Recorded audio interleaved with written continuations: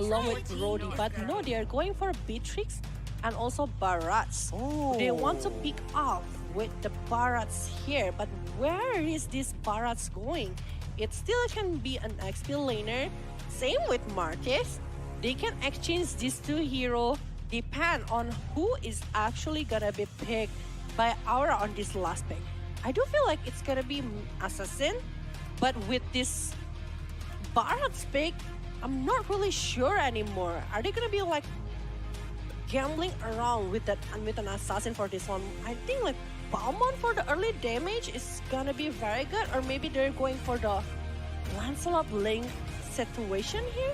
I'm trying to think right now. Well, there it is. Whoa!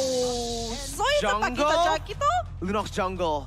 It has to be sure? Lunox jungle. There's no way. Fluffy will go on that Paquito. The mid lane is going to be the Faramis. Lolita is going to be the Roamer. Jungle, it's been ages. Yeah, Go. high. It's on high. They're not changing. Everyone is swapped. Oh no. Lunox jungle up against Todak. Oh my god. Todak made it. Todak actually used it in MPL Malaysia. Oh my goodness. This is not looking Lunox good, jungle. actually, because Farsha is there. I think it makes sense. I think it actually is good for the side of Aura. They need someone to melt down Barats, and Claude isn't it. Claude wants to dive to that back line, so with the solid front line that I do agree with Todak that already one, have, but do you Lunox. think it's gonna be enough things? Oh my god. Sustainability? They're gonna be depending a lot with this Godiva movement. If not, it's gonna be a disaster for Aura Fire. Let's see here. High on the Lunox jungle. Ladies and gentlemen, welcome to Aura versus Todak Game 2. Oh my god. And Rival is actually going to be on the Barats. I thought the Barats would go to the XP lane to go face off against the Paquito. But alright, now, how will Lunox farm in the jungle? How will she clear in the jungle? Yum's already putting on some pressure towards High. We can already see. But fun fact about this Lunox, oh my god, they're gonna go for it right now. Red Tree comes in from High. Yum's gonna be taken down. First blood over to the Lunox jungle already. Aura striking first. I can't believe this, man. I really can't, right? Wow. The Cosmic Vision is really good. I mean, I know it's... How do I put this one? Because the range of Farsha, I think it's going to be outranging the Lunox, but it depends on the gameplay coming from High. Is he going to be using the Brilliance of Order for aggressive movement, or for offensive one, or defensive one? Because if he's using that one to stop the movement coming from Farsha, and that Fluffy need to work really well to try to stop the movement for the Farsha. But if it's not, it's gonna be very heavy because Lunox needs to play a very snowballing early game. If it's not snowballing, it's over. Oh, all right. Moon there gonna be caught, forced to flicker out.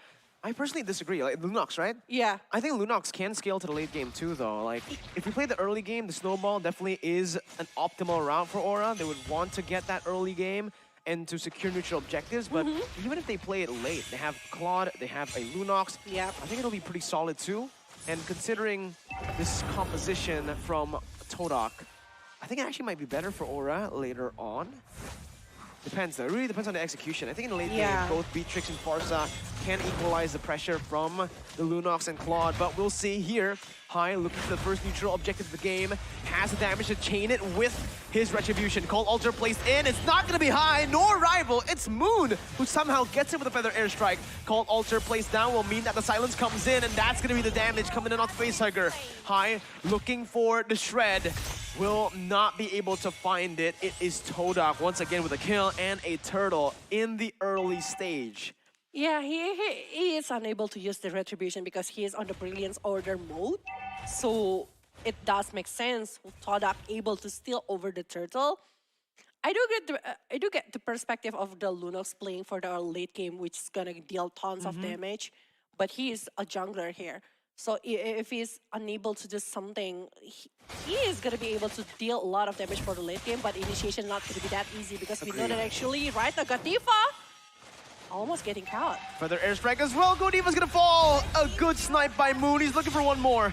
Kabuki now might just fall to the Soul Blooms, but not enough. Yums gonna be pulled back, but it's not enough from Aura Fire to look for a trade. It's a disaster once again in the early game.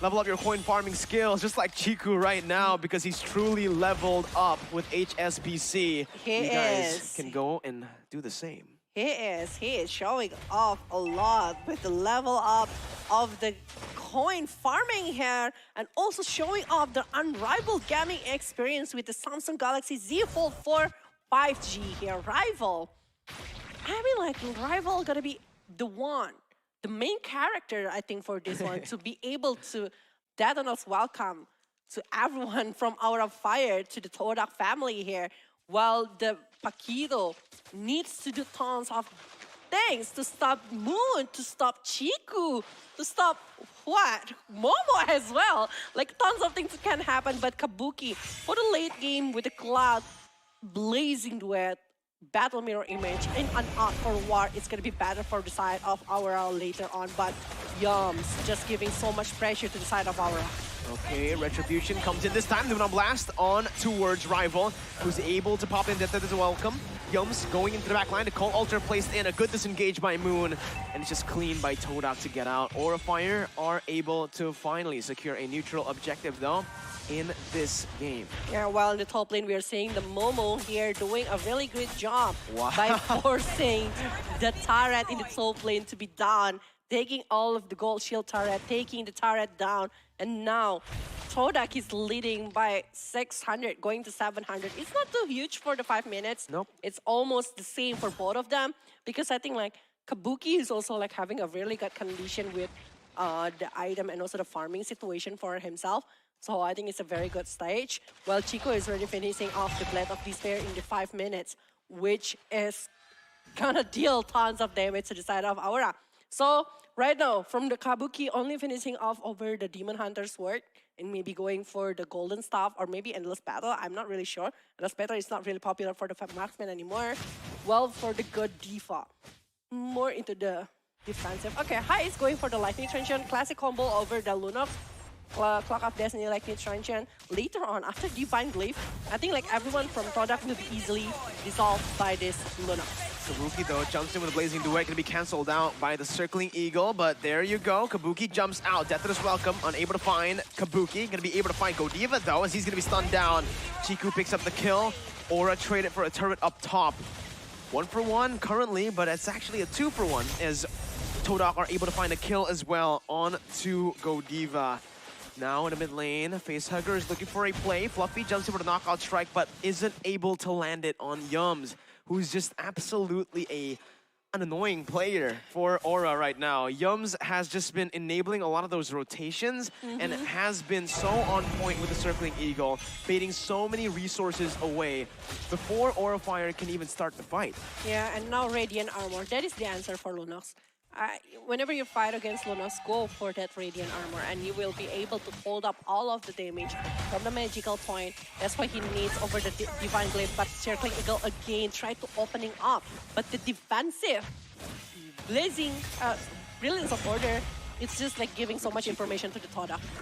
Chiku, though, he's waiting in the midst there. In the bush, Facehugger jumping in, bringing Moon back, but it's not going to transcend to the wall right now. Highly for the Retribution, Rival gets it. The Luna Blast is massive, but look at Kabuki onto that backline with a Blazing Duet. Fluffy comes in, picks up a kill, but it's going to be traded in. Facehugger taken down. Godiva's next on the chopping block as Fluffy is doing the same into Todak's backline. Force the flicker out. That's another flicker by Yums to try to chase Fluffy down.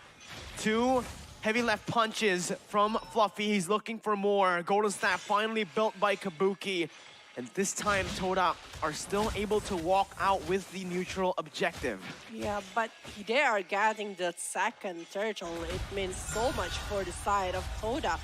Now, trying to lead up again for the gold, but the gold, it's almost the same for both of them. And Fluffy is doing a really great job to stop the movement from some of the player from Todak. But I think, like, the energized movement coming from the winner here is just gonna determine a lot. Every day your way here by Omni, by FWD. Don't forget to download it now to the App Store and also Google Play right now. What Hai finishing off the Lightning Transient. One more item to try to bully the side of Todak. Oh my god, Hai so low. Oh my god, that render shot. If it was the pre-nerf Beatrix, it would have been in range, right? Man, hi, you're right. If we do Okay. get to the late stage, it is going to be good for the Lunox, but currently Todak will have a little bit more control. Thing is though, I think Aura Fire are completely fine with going even like this. It's even though Todak have been able to get a few neutral objectives, the turrets have been falling towards Aura. Kabuki with the Battle Mirror image backing off. Circling Eagle from Yums over to Fluffy, and the airstrike comes in, but the Blast cancels it out. Here's the dive attempt. Fluffy finds the kill onto Moon. Rival. That's the Blazing Duet, melting Rival down, and look at Yums trying to disrupt Chiku in the bush with the Nibiru's Passion. Goes in for the damage. Godiva stuns him up. High getting out. Chiku still kiting away as the kill will be picked up. That's going to be Momo massive. Looking for the decimation one more time. High getting out. Look at that. It's a good disengage. Facehugger flickers out. Momo! Oh my god, Momo! Almost gets a triple onto High. It's just a double in the end. Fluffy finds another. It's a wipe out unofficial because Moon spawns in, but it's a 5-4-2 in the end. 5-4-2 and almost getting everyone down. Momo, if he's using the decimate yeah. at that moment, it's triple kill for sure in the bottom lane. That is so crazy. High was using the Darkening Chaos, but the damage was split out into the neutral jungle right there. That's why the damage to the Martis, to the Momo, is being held up for a quiet moment, but oh, Blazing Duet! Rival still able to get out with the help of the guiding wind, but look at Fluffy, absolute menace, jumps in to finish it off. Lord slain by Aura as well as they back off. A good game this time around as they've waited for that power spike. It's now a 4,000 gold lead over to the Indonesian Dragons. Oh my god, God Diva, such a really good opening with the play his way, play your way, the Aurora collection. Biology Tech G, he's using a really good Numenon Blast to open up the movement for Aura Fire. And the Blazing Duet, the follow-up damage is just there coming from Aura. They are able to put a lot of damage to the Todak, and the targeting was nice. I mean, like, they are focusing into the Beatrix to the Chiku, so Chiku needs to get back really fast, and Moon, when he gets shut down, it's hard. They need the resource from Moon, they need the damage from Moon, they need the control over the area here.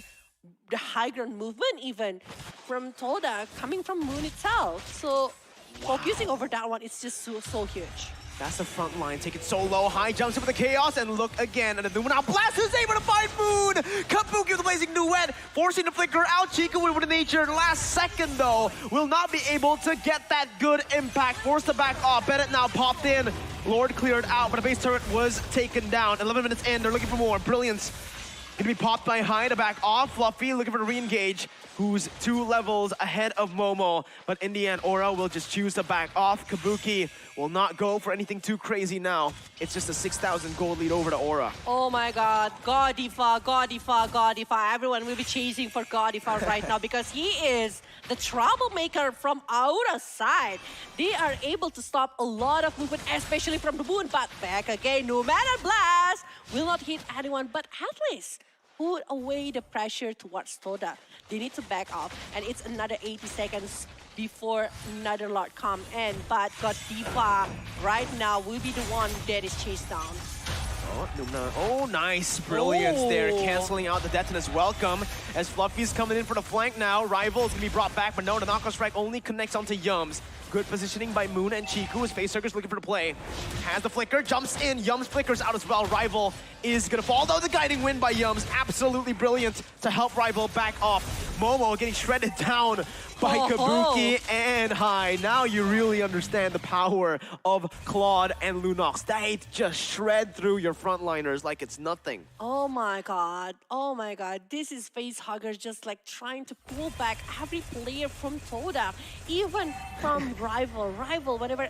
Now, High have the power with a Divine Glaive on his hand, despite he's only having like 4 totals right now over the kill participation, but he is gonna be dealing tons of damage with the Divine Glaive on his hand. But yeah, Fluffy, again, the distraction that he's giving to the side of Todak, just so much to handle. And again, I'm just gonna be saying my eyes will be glued into the Godiva, because whenever he tried to make something, whenever he is doing the movement, everyone is just like being pinned down away from Todak's side.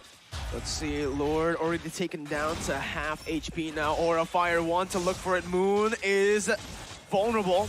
But they're gonna go for it. Chiku Lord. looks for the steal, but it's gonna be high with Retribution. Chiku now caught off position. The guiding wind is gonna be there from Yums. Chiku taken low, Fluffy cutting the rotation. Chiku flickering out, a good move by Chiku. But look at Aura, they smell blood in the air. Chiku gonna be forced to back up, and Illuminati Blast catches two. Kabuki is massive on the Blazing Duet to the back line, dealing so much. Chiku falls, everyone falls. Fluffy again, zoning Momo and Yums. It looks as if Aura have done it in this game, but with the help of Moon, they can certainly still defend.